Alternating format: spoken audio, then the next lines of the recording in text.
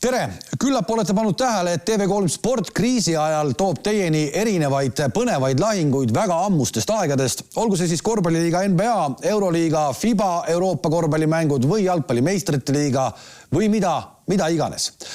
Nüüd ka sellel reedel ei ole mingi erand. Kell 21.30 läheme tagasi aastasse 2010 ja toome teieni ühe NBA põhiturniiri mängu, kus tegusid tegi lätlaste sangar 2-13 pikk Andris Bidrins. Mees, kes valiti NBA draftis aastal 2004 Golden State'i poolt 11. valikuna, mängis kokku NBA's 530 mängu.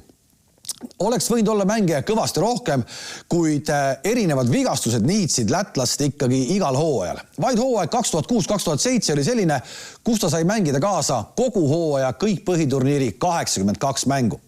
See aasta 2010 tõotas tulla siis väga eriline Bidrinsi jaoks, sest et Golden State'i meeskond, kus mängis kaasa muide sellel hetkel ka juba Steph Curry, kelle vedamisel hiljem tuldi 3 korda NBA meistriks, oli selle hooaja eel vahetanud peatreenerit. Don Nelson oli lahkunud ja Keith Smart tuli Nelsoni asemel ja oli selge, et Bidrins hakkab Smarti käe all saama palju minuteid. Nii ka läks.